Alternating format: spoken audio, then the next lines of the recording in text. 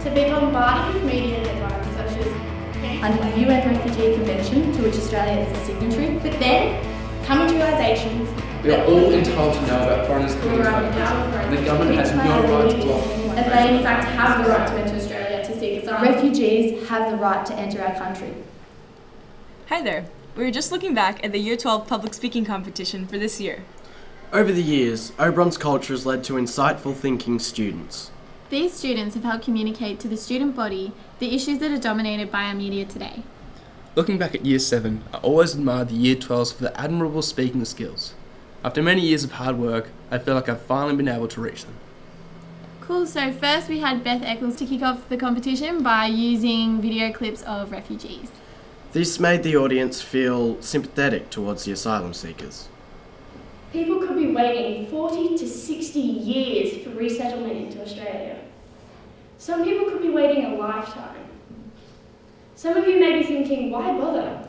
Why not stay in their own country? I'll let you listen for yourselves. Did you think you might be killed? Yes, of course. This is what's happening in Iraq. They kill anyone, everyone, everywhere, anytime. They kill civilians.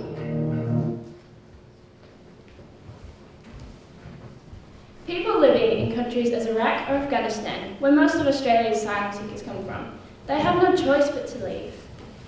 They could be killed at any moment. They have no opportunities where they came from, and no freedom. What kind of a life is a life without prosperity, without freedom? Steph's speech on stopping the media, not the boats, is another example of the high quality contestants this year. The way she used the straw poll technique was highly effective, as it elicited an honest and emotional response. Honestly, raise your hand if you previously believed that asylum seekers were illegal. Therefore, your opinion has probably influenced that they should not be allowed to come here, and you can thank the media for that one. Repetition of negative media headlines sends us into this spiral of conformity. Being referred to as human tides and asylum sneakers, the media jams negative thoughts into our heads. And now here we are, believing that asylum seekers are repugnant and offensive. Asylum seekers in Australia are in no way illegal. There is literally no offence under Australian law that criminalises the act of arriving in Australia or the seeking of asylum without a visa. The confusion of the legal status of asylum seekers comes directly from misinformation of the media, attempting to make a bit of money and publicity through distorting the truth. Eliza's passionate voice and an anecdote about an asylum seeker's journey deeply affected the audience in an emotional way. This worked really well, as we couldn't help but feel sympathetic and almost guilty for not worrying sooner. Is this how we Australians treat asylum seekers, with compassion and respect? Our detention centres are an offence to human dignity. We don't treat convicted felons like this. Today, there are 1,700 people held at Nauru Detention Centre. People who have done nothing wrong. In 2011, 3,500 real criminals convicted of real crimes were granted parole. In an uncomprehendable way, the government is allowing for 3,500 criminals to walk our neighbourhoods, yet lock 1,700 blameless people away. These refugees are being denied a second chance. The 1,700 innocent people are held in unhealthy and vulnerable places. Why should the blameless be locked away? We should be conceding to asylum seekers' rights, admiring their courage to risk everything in desperation to reach our shores. Asylum seekers have done nothing wrong. Why do we condemn them? He believes that if you jump the queue, if you take yourself and your family on a leaky boat, that's doing the wrong thing. So, apparently attempting to escape war and oppression in your homeland is now the wrong thing to do. Unfortunately, so many ignorant Australians agree with this.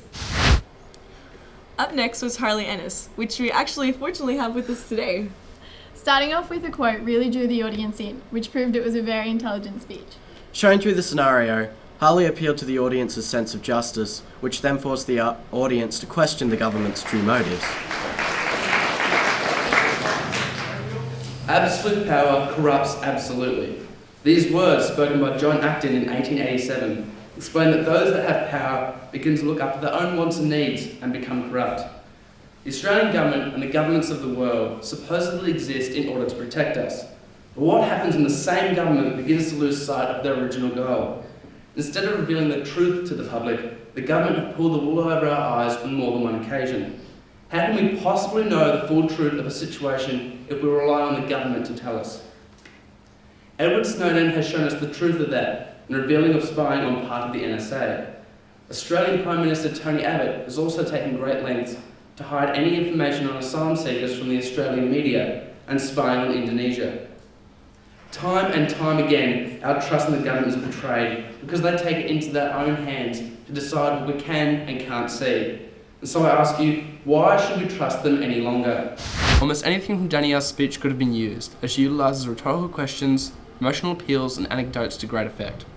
But one of the standout things that Danielle did was using expert attack on the opposition's argument that asylum seekers must come to Australia via plane with a visa. She gave us a reality check, revealing that it is often impossible. One of the main arguments that people put forward in opposition to accepting asylum seekers is that they should be coming to Australia on a plane with the appropriate visas. But let's be realistic. If these people can't even go buy bread for dinner without being harassed or threatened, how the hell are they supposed to get a visa, get to an airport, get through customs, and then get onto an airplane that takes them to Australia? You've got to be kidding. Any person that thinks this is a valid point to put forward is ignorant and is clearly uneducated on the topic. They bleed, they cry, and they feel just like we do. So why do we keep treating them as if they don't? It's the first thing you learn in kindergarten. Treat people the same way you would like to be treated. And I highly doubt that this is the way Australians would like to be treated if there ever were a time that we were in trouble. Thank you.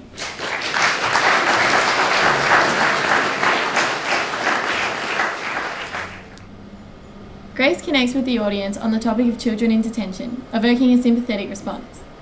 She compares the childhood of herself and the audience to that of asylum seekers, comparing and contrasting the two different worlds. Children feel unsafe in the environment, often resulting in self-harm. In one case, a boy of only 9 years old was found throwing himself out of a tree, attempting to commit suicide. Aren't kids meant to be learning their times tables when they're 8 years old? There are multiple cases of children stitching their mouths closed, very detrimental behaviour. In some cases, some children are not mentally strong enough to handle detention centres. However, often as a result of their parents' deterioration, they have become responsible for their whole family. In one case, both parents, refugee parents, were isolated due to psychological issues. A 9-year-old girl was left to look after her 5-year-old brothers. At 9 years old, I was trying to convince my teacher to give me my pen licence. Dylan appeals to the hip pocket nerve of the audience, and also reveals his bewilderment at the actions on our behalf. He appeals to our sense of shame, and with powerful and direct statements, we immediately agree with him. On the Manus Island Detention Centre alone, $1 billion of our money is spent annually on the upkeep of this facility. But for what? These asylum seekers are denied the basics of life. I'm ashamed of our government. The lies and secrecy that surround the Manus Island Detention Centre are horrendous. Gemma uses sarcasm to highlight all of the first world problems that we suffer, contrasting it with what real suffering is. This creates a sense of guilt within the audience, revealing how insignificant our problems are in comparison. I'm not saying us Australians don't care at all. Of course you do. Like, come on, how good is Macca's loose change menu? Or that infuriating feeling when your phone battery's on 1% and you're not going home for several hours? Not to mention when your hopes held so high for that party on the weekend and is crushed by the words of your mother saying no. Or how about the embarrassing feeling when you just want to cry yourself to sleep simply because you didn't make double figures on that photo you just uploaded to Instagram or Facebook? This is what we Australians truly care about, and anything that doesn't involve us is insignificant. Take asylum seekers for instance. Who are asylum seekers? Where do they come from? Will I be affected? And what does it have to do with me? Should we even care? Jamie utilises a series of rhetorical questions to turn the tables and point out the hypocrisy of our own national anthem.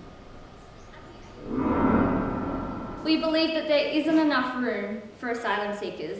However, what if the roles were reversed? Would you expect open arms and housing if you had to flee your home? Would you demand more if you were denied your basic human right? How would it feel to leave everything behind to start a new and better life? As a nation, we have so much land and wealth to share. I'd like to leave you with a familiar line. With boundless plains to share, with courage, let us all combine. Advance Australia Fair. Thank you. Lauren's entire speech was outstanding. She uses actual news headlines as a backdrop to show how asylum seekers are depicted in the media. Then she uses the MCG analysis to illustrate how wrong the media really is. Now that I'm out of detention, I've been able to experience Australia truly.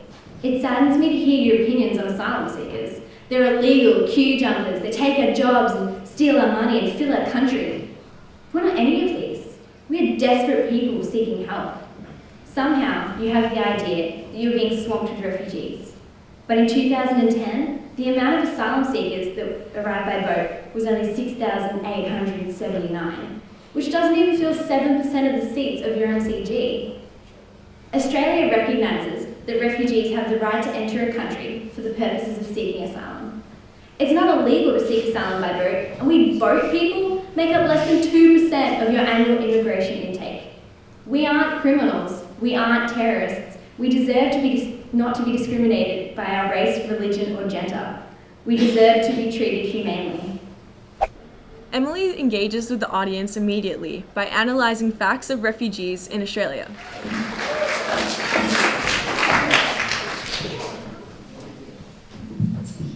Let's reject the myths and think again about asylum seekers. Fact 1. In Australia, there is 1 refugee per every 1,000 people. Fact 2. The Australian Centrelink payment for a refugee is $0. Absolutely nothing. Fact 3. Of all refugees arriving by boats, how many are terrorists? 0. And fact 4. Asylum seekers who arrive by boats make up less than 2% of Australia's annual immigration into the country.